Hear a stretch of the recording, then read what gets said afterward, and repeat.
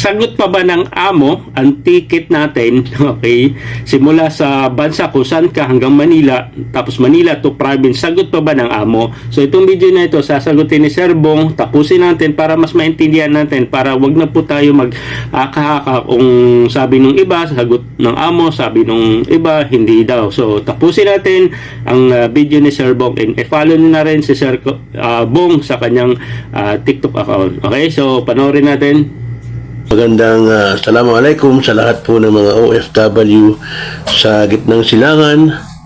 Good evening po sa ating mga kababayan, mga OFW sa Asia. Ito po si Kabong, isang magandang araw sa inyo lahat. Mag-live po ako ngayon, gabi nito, upang magbigay po ng information tungkol po sa mga issues and concern ng mga OFWs. Ito po yung madalas po na mga tanong, mga nare-receive ko na mga humingi ng tulong regarding po sa mga OFWs na umuwi na ang binibigay sa kanilang pamasahe ay hanggang Manila lang at wala silang pamasahe patungo sa kanilang mga probinsya. Okay? Humihingi ng tulong at para mabigyan sila ng pamasahe pauwi ng Pilipinas. Very important po ito kasi napakarami po tayong mga kababayan ang hindi pa rin alam po ito. So itong pong information na akin pong ibinabahagi po sa inyo ay para maging aware po kayo at mapaghandaan po ninyo yung pag-uwi nyo sa Pilipinas. Marami po akong nare-receive po na mga tanong, mga OFWs na wala pong pamasahe pauwi sa kanilang mga probinsya. Okay, shout out po sa lahat at I hope you're all doing fine. Ngayon po ay araw po ng linggo, weekend po, and sa gitnang silangan ay start po ng araw ng trabaho. Okay, I hope all of you are doing fine and mag-ingat po lagi. Okay, so ito pong information na ito ay madalas po na katanungan, mga nagkakaproblema po ng mga OFWs. Okay, alam niyo po, marami po tayong kababayan ang isa sa mga problema po, lalo na po yung nagtatrabaho sa bahay, yung pong pamasahe pauwi po sa kanilang mga probinsya. Okay?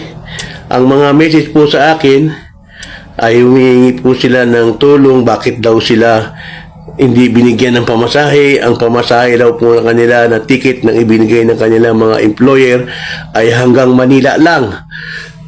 At wala daw po silang ticket pauwi sa kanilang mga probinsya. Kaya yung iba nagtatanong kung magbibigay ba ang OWA ng ticket ng pamasahe pauwi ng probinsya, kung paano yun, wala silang pera, wala silang pambili ng ticket. Yan po yung mga katanungan ng marami nating kababayan. Okay? So ito po ang aking information na ito ay para po sa ating mga kababayan. Wag po ninyong kalilimutan ang kontrata po na inyong mga pinirmahan. Okay? Halimbawa, kayo po ay magtatrabaho sa Riyadh for 2 years bilang kasamba or skilled workers. Pero ang inyong pong point of entry or exit sa Pilipinas ay Manila. Kasi dyan po yung point of origin na tinatawag natin, kung saan ka po nanggaling patungo po sa iyong destination. Huwag po ninyong kalilimutan sa mga kababayan ko na ang point of origin po ng OFW na pupunta po ng ibang bansa para magtrabaho ay Manila. Okay? Manila po. Ang point of origin ay Manila. So, ibig sabihin po noon, sa pamasahe po na ibibigay ng employer after po matapos ang inyong kontrata, kung saan po kayo original na nanggaling, doon po kayo ibabalik ng inyong mga employer, doon po sa pamasahe. Marami po nagtataka, bakit po sila ay uuwi ng Mindanao? Bakit daw ang ticket nila ay hanggang Metro Manila lang? Bakit daw ganoon? Ito po ang sagot doon. Dapat po niyo malaman at paghandaan, ang point of entry po ninyo ay Manila, hindi po kayo galing ng Mindanao. Kung kahit po kayo galing ng Mindanao, for example, galing kayo ng Surigao, kayo po ay nag-apply saan? Sa Metro Manila. So it is considered sa kontrata na ang point of origin po ng pag-alis mo sa Pilipinas ay Metro Manila. Kaya natural po lamang na ang iyong pong ticket pag kayo po ay umuwi ng Pilipinas ay hanggang Metro Manila lang. Okay? So dapat po sa mga kababayan ko, huwag po niyo laging kalilimutan po yung importanteng bagay na ito dahil marami po ang nalilito dito. Yung iba humihingi ng tulong, nagtatanong sa akin, Sir Bong, paano po ako uuwi sa aming probinsya? Yung pamasahe po na binigay ng aking amo hanggang Manila lang. Paano naman ako makakauwi ng Mindanao? Taga doon po ako. Okay? Kaya po, lagi ninyong huwag kaliligtaan ang inyong pong point of origin or entry sa ibang bansa, galing po, exit pala, galing sa Pilipinas ay Metro Manila. So natural po lamang na kayo po ay ibibili ng ticket ng inyong employer pabalik po hanggang Metro Manila lang.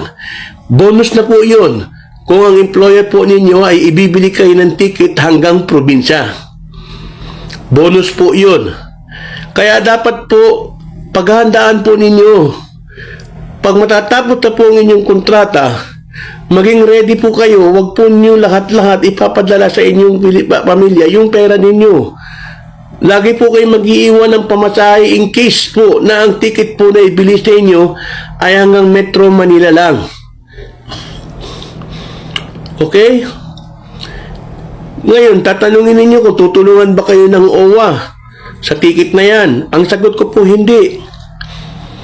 Ang ticket po na ibinibigay ng OWA para po sa mga distress, yung mga hindi po nakatapos ng kanilang kontrata.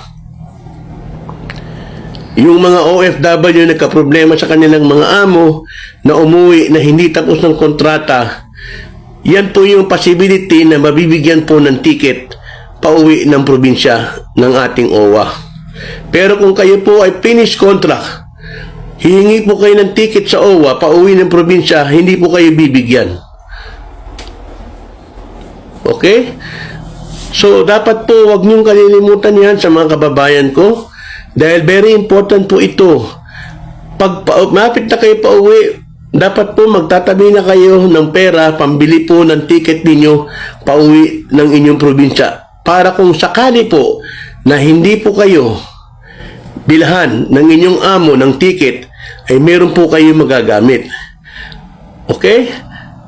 Tandaan po niya na ang ticket po na ibibigay sa inyo pauwi ng probinsya ninyo ay nakadepende po palagi sa employer. May employer po na mabait po at talagang ililibre pa kayo hanggang probinsya ninyo. Pero kung susundin po yung kontrata, kung yung employer po ay medyo bakil, kuripot, hindi po ninyo makukuha yun. Okay? So, dapat po, alalahanin po niyo yan na lagi po kayo nagtatabi ng pera in case of emergency, in case po na kayo ay hindi po binilhan ng ticket ng amo ninyo pauwi ng probinsya, meron po kayong pambili ng ticket. Thank you, Sir Gabong, sa magandang information kasi usually naririnig at nababasa ko rin yung mga ganitong comment do kung ang Manila to province ba isagot pa rin ba ng amo.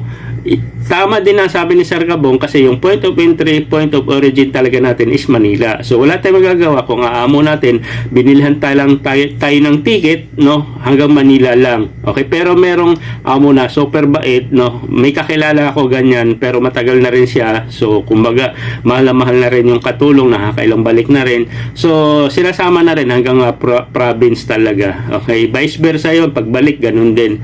So swerte lang talaga tayo and meron din naman talagang kuripot na amo. And point of entry talaga natin is point of origin natin is Manila talaga, di ba? Kita nyo naman, alam nyo naman, di ba, sa mga kontrata, sa mga ticket natin, so hanggang Manila lang. Okay, so I hope nakatulong itong content ni Sir Bong, kasi marami din nagtatanong regarding dito. At least ngayon malinaw na sa atin, kasi si Sir Bong malapit yan sa UWA, sa Polo. So kumbaga malaki ang connection ni Sir Bong. So ano siya, yung kanyang mga content is talagang totoo talaga mga sinasabi. Okay, ayon sa batas ng Pilipinas. Okay, share this video. God bless and bye-bye.